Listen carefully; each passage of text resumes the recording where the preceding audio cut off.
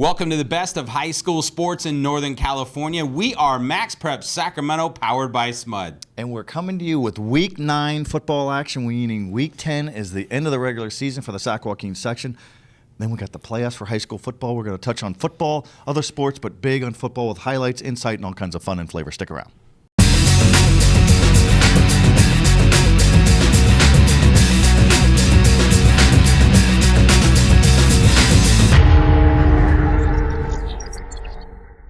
Welcome back for another edition of MaxPreps Sacramento, powered by SMUD. I'm Mike Finnerty, joined as always by Joe Davidson of Sacramento Bee. And Joe, we are wrapping up Week 9. We got Week 10 ahead, a fun time in high school football, and some big games going on. Oh, a lot of stuff going on. We're going to decide league champions here in the next couple of weeks in Week 9, Week 10, and then it's a Sac Joaquin section sprint to the championships, 4 weeks for section play, and then it's 1 week for Northern California championships.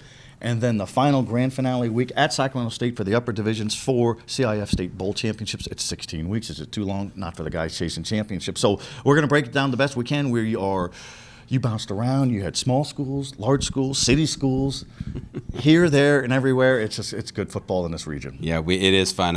Football, we got volleyball, Oak Ridge taking on Rockland, a big-time showdown, Masters Girls Golf Championships. But Joe, later in the show, we are going to talk about the Oak Ridge Folsom matchup and our thoughts on those teams and what lies ahead for them. But we're going to start off with football. Plenty of highlights, and let's get right to it. We lead off our highlights with a big matchup in the Sierra Foothill League. It's the number 1 Folsom Bulldogs up the hill in El Dorado Hills to take on the number 3 Oak Ridge Trojans. Both teams undefeated in league play. Winner takes the league title. With Folsom up 14-13 at the half, we're going to pick it up early in the third when Folsom quarterback Jake Jeffrey decides to keep it himself, finds room to run, and he is gone. That's a touchdown for the Bulldogs to extend their lead to 21-13. Later in the third, more Folsom and more Jeffrey, finding a hole up the middle, and he is off to the races. 36 yards for another touchdown as Folsom begins to pull away up 28-13. Early fourth quarter now, Jeffrey goes screen left to Eric Davis, and Davis takes it down the sidelines. Folsom continues its second half domination, upping the lead to 35-13. Oak Ridge finally scored in the second half with this Ian Book to Kevin Cass's touchdown. The Trojans would add the 2-point conversion to cut the lead to 35-21 with 6:43 to go, but too much Folsom. The defense came up big in the second half as the Bulldogs prevailed by 14, improved to 9-0 on the season, still unbeaten in the regular season since 2011, and clinch yet another league title. We knew, when you're trying to win championships, you get the ball to your best player, and Jake Jeffrey is a man-child. I love the way that guy runs, and he took the game over in the second half. Oak Ridge, great team always. Really a relief off our shoulders knowing that we locked up the championship. We still got a great team in Wood Creek next week. Got to go out there and execute and take home that number 1 seed in the playoffs. We worked since January. We had a 2-week break from last season and worked really hard all off season and prepared for this and trying to live up to the expectation that we have for us.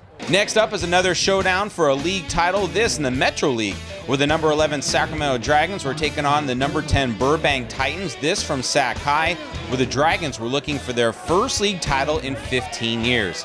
Sacramento got out to a great start on the opening kickoff when Destin Garrett went left, and that was a spot to run. He's going to take it down the sidelines for the first play of the game, setting the tone for what would be a long afternoon for the visiting Titans. 7-0 Dragons. Now it's Burbank's turn. First possession when Burbank goes to the air, but there to pick it off is Arthur Harris, and he's going to take it to the Sac High 33, and the Dragons are all fired up. The pick would eventually lead to this Caden Vogus to Elijah Trosker 30-yard touchdown strike. Great throw by Vogus, and the Dragons now lead 14-0. Sac High defense came up big one time after another. This one by Trezell White. It's a fumble. He recovers it, and he's going to take it to the Burbank 25. Dragons in business. Now, moments later, Vogus, he's going to capitalize going down the middle to Devon Owens. 31 yards for the score. The extra point is no good. Sacramento rolling right along, up 20-0, still in the first. All right, to the second quarter now. Much of the same, complete domination by Sac High. This touchdown by Tariq Hollinsworth makes it 26-0, and then just before the half, Dragons go back to Hollinsworth again. He goes around the right side, and after the 2-point conversion on this pass play, Sacramento would lead 34-0 at the break and would eventually cruise to a 56-20 win. Dragons capture the league title, their third overall since 1972, and they'll wrap up regular season play this week against McClatchy. We've got some Capital Athletic League action, a rare Thursday night showdown where the 2-1 El Camino Eagles played host to the 3-0 Vista Del Lago Eagles. A win for Vista Del Lago, and they would play Christian Brothers this week for the league title. Well, this game would be all Vista Del Lago, and it started early. Ryan McCargo to Brendan Hall from 11 yards out puts Vista on top at 7-0. That score would hold until the second when McCargo goes screen right to Blake Martin, and Martin is going to do the rest himself as he finds the end zone to make it 13-0 with 6:42 left in the half.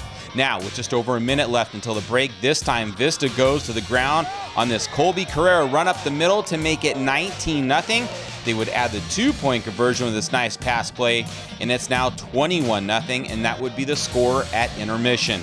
Vista Del Lago would control the second half as well, outscoring El Camino 20-13, and they would take this game by a final of 41-13, improving to 4-0 in league play, and they'll now take on Christian Brothers this Friday for that Capital Athletic League championship.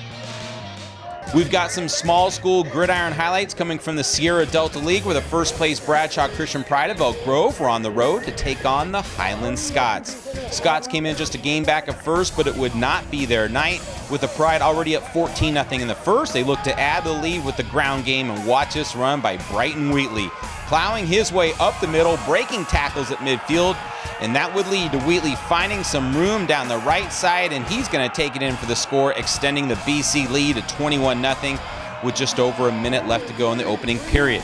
Highlands finally got on the board early in the second when Isaiah Tennett, he's going to find his man there in the end zone. Touchdown Titans, but the missed extra point would make it a 21-6 game. Bradshaw Christian tacked on 2 more first half touchdowns. The short pass here, he's going to score, and that's going to make it 28-6 Pride. And then later it's Wheatley up the middle, and it is now 35-6 Bradshaw Christian. The Pride have no problem with the Scots, beating them 49-28. Bradshaw Christian improves to 7-2 on the season and looking playoff ready. All right, Mike, good stuff. Kudos to you. You're always going to games. You know, sometimes they're ranked teams, sometimes they're small schools, medium schools, large schools. Football's football. And if there are playoff implications, they're of note. Bradshaw Christian, Highlands, those are 2 teams expecting to win section championships as well. They're both 2 of the smaller regions there. Isaiah Tennett is a terrific quarterback, could do a lot of things. Bradshaw Christian and the Pride, great mascot.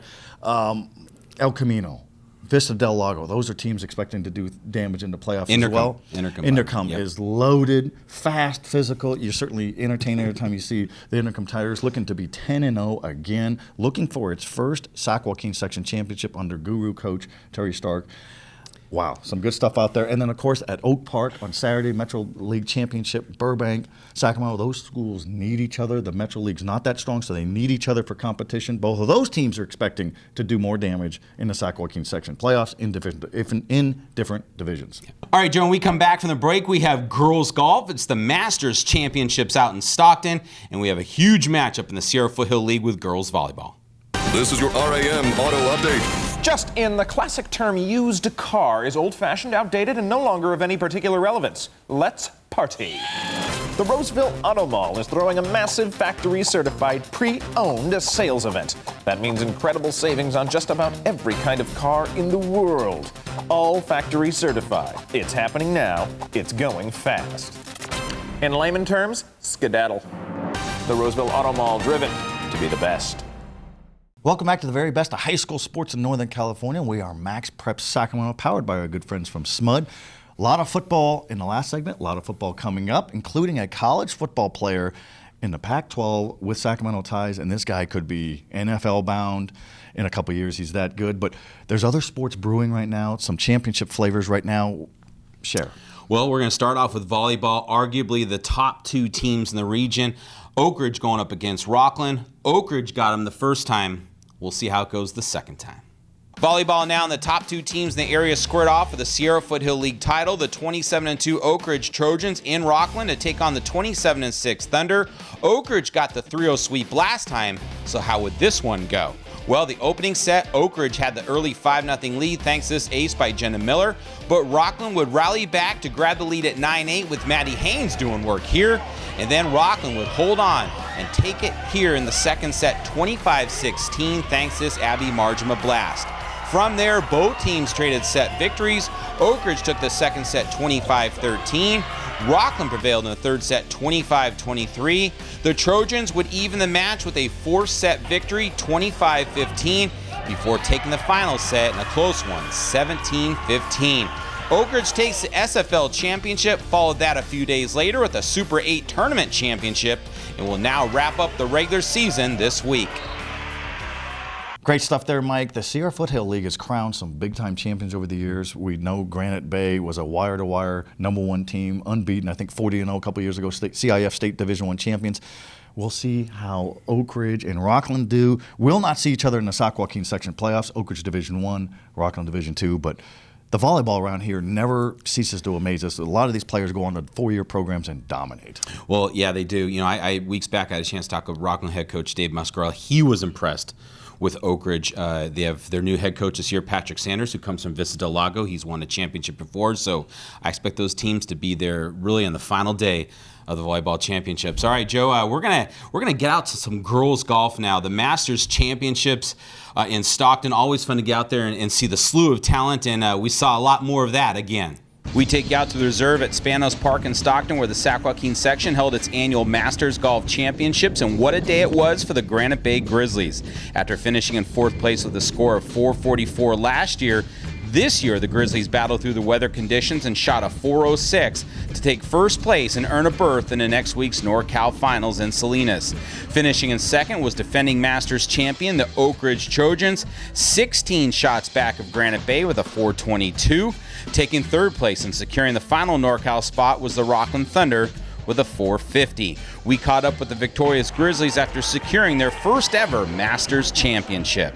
We've never made it past, since my freshman year, we've never made it past Masters, and this is our first time, so I'm really excited. We play in the rain sometimes, and we know that we can perform well, so that's what we did. Obviously, us playing good today is giving us a lot of confidence for next week, so we're still going to try to play as good as we can and hopefully make it to states. For the individual competition, it was Brooke Riley of East Union carding the day's lowest score with a 71 to give Riley back-to-back titles, but this time she wouldn't have to share the title. Last year, Riley shot a 70, finishing a three-way tie for first. When it's pouring like this, it's mentally can be very tough, so I'll take a 71, even though it could have been around a 67 with missing short putts. But taking that positive into NorCal's next week will be a great thing. Others who qualified for next week's NorCal Finals also include Bea Cruz of Christian Brothers, who shot a 73, Natalie Pietromonaco of Placer, who had a 70, and also shooting a 70 was Madeline Zanino of Lincoln of Stockton.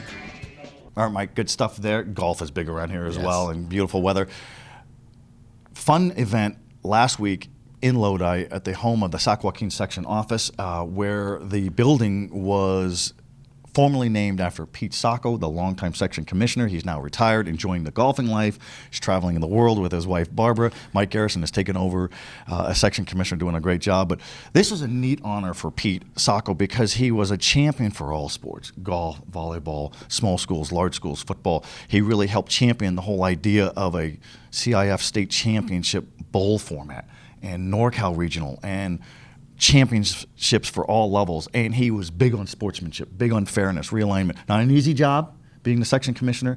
He was excellent, and the section's got another really good one in Mike Garrison, but kudos to Pete Sacco. He's one of the great people that we've met in this business over the years, and his wife Barb said, he loves this. He loves to have a building named after him. His pride is there, the ego's there, and you know what? We salute you, Pete Sacco. A job well done. Enjoy retirement. I got a question for you. You've known Pete many, many years. What would you say, if you could pick one thing, would be his lasting legacy? I just think his emphasis on recognizing all school levels, small schools, large schools, they all matter in a championship realm. And schools like Valley Christian Academy, small enrollment up in Roseville, and Coach Brad Gunter Jr. said, we love Pete Sacco because he recognizes that we're a small school, but we have big championship hopes as well. And he was big on sportsmanship. Don't sully our championship events at Arco Arena or sleep train with basketball with boorish behavior. We'll run you out of here. Yeah. And people listen. They responded. He's frightening. He's a big man. He comes charging at you. Okay, yes, sir. Yeah, he's a big man. But no, a lot of terrific results. Yes. Excellent section commissioner, and he's earned the building named after him. I asked him, did they spell it right? Did they have too many C's in there? But no, he's you do good work like that, and you get a building named after you. Yeah, he well deserved, and congratulations to Pete. And we know he likes the Giants, by the way. He's a big San Francisco Giants fan. All right, when we come back from the break, we've got plenty more. We have our Placer Title Company insiders, and in that spot, we talk about a Pac-12 football player with some local ties who's raising some eyebrows around the country. And then later on the show, we'll preview some football games coming up this Friday.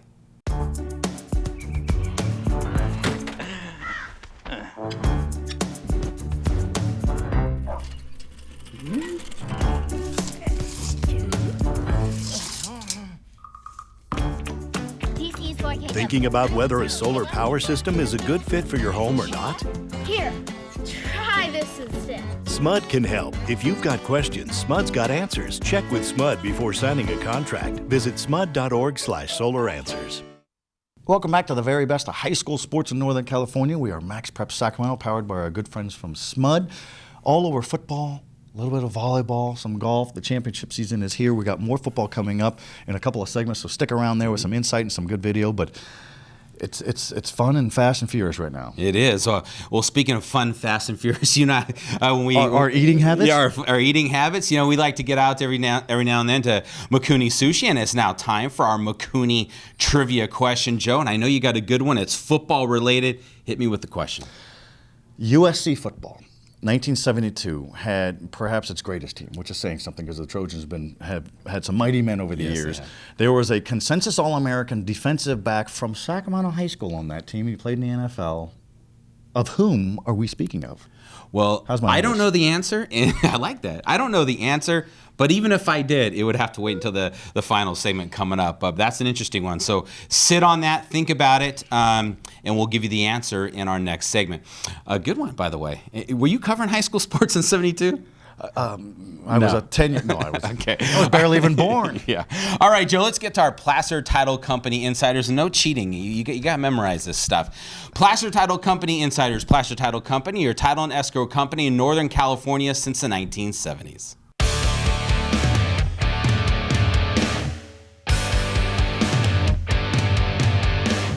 All right, Joe, let's get right to it. We've got some football, some baseball, and a teachable moment. We're going to talk about all three of those right now. Big on sportsmanship on that teachable moment. We always like that.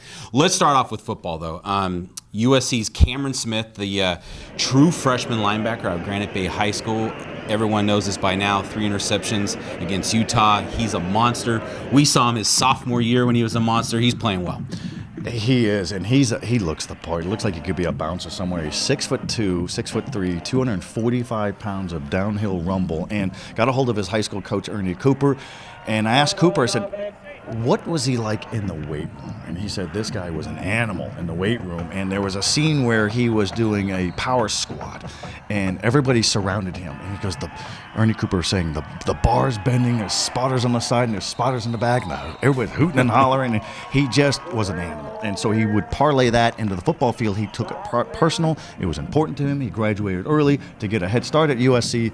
It's paying off. And this guy may be an NFL guy. Yes, he's only a freshman now, but sometimes you could see a guy this young and say, pretty impressive. Great instincts, great hands, very fast, very physical, and got a heck of a beard, too. So he could grow a full beard in about 2 days. Yes, he could. Speaking of, in Cameron, with the 3 interceptions last week, 3 in one game, surprising at that level. But he was a pick machine in high school, so it's a timing thing for him. He does it very well. He would work with a jug gun in practice where they'd feed a football in there, and he was working on it, and it paid off. So this guy works hard at his craft. No one wants to be ribbed by the older teammates. So kudos to Cameron Smith. We have not seen the end of this guy. This guy is going to be a big-time player here for this program, and USC needed some good breath and some good life with that big win over Utah after some dark days with the Steve Sarkisian coaching fallout. He's definitely a winner. All right, Joe, let's move over to baseball. We're going to take out the Sheldon. Matt Manning. You think Matt Manning, you hear Matt Manning's name, many just think of basketball. His brother Ryan was a star. He's a terrific star for the Huskies and their basketball team, but he is really a star pitcher.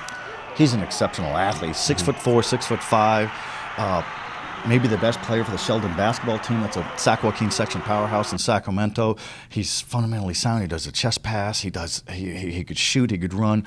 His real gift might be how he could throw a fastball at 95 miles an hour. And he was in what's called the Perfect Games World Series, and he was the MVP pitcher. And 14 strikeouts in 7 innings, hit 95 miles an hour a few times. Wow, this kid's pretty impressive. He's given a verbal commitment to Loyola Marymount.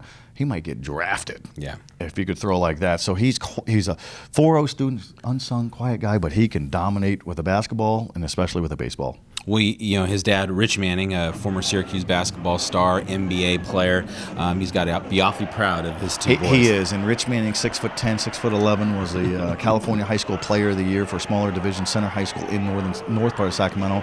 He goes, man, my kids are way better than I ever was. Yeah. Well, let's wrap this segment up with a teachable moment, Joe. You had a chance to see Franklin and Jesuit about a week or so back, and you were caught off guard by some good show of sportsmanship that took Great place. show of sportsmanship, and we like to highlight that here because we'll certainly touch on the bad sportsmanship, and we see that sometimes, but Jesuit and Franklin played in a football game, Delta League game, and Jacob Lopez of Franklin High School in Elk Grove went down with a broken leg. It was a terrible Grizzly injury, and Jesuit players looked away in horror. It was that bad. And after the game, Jesuit wins in the last minute with a Calvin Brownholtz touchdown bomb. And Brownholtz and the Jesuit team invited Franklin over to take a team prayer together. They're united as one, and they wished Jacob Lopez, the injured quarterback, well. And I thought that was really strong, really powerful, and they get it. They understand. And Calvin Brownholtz, the Jesuit quarterback, said, it's really just a game. I mean, we want to beat each other, but it's just a game. And the coaches on both sides said it was great. And Mike Johnson, the longtime Franklin coach, said this was very impressive. And everybody feels bad for this quarterback who went down, not as opponents, but just as compassionate teenagers. It's a big teachable moment, and kudos to both schools, and I thought that was excellent. Good to see. Yeah, those are good to see. Well, congratulations to both those teams, and well done, Jesuit. All right, Joe, one more segment to go. When we come back, we're going to preview some football games for this Friday. This is your RAM Auto Update. Just in, the classic term used car is old-fashioned, outdated, and no longer of any particular relevance. Let's party. The Roseville Auto Mall is throwing a massive factory-certified pre-owned sales event. That means incredible savings on just about every kind of car in the world. All factory certified. It's happening now. It's going fast. In layman terms, skedaddle. The Roseville Auto Mall, driven to be the best.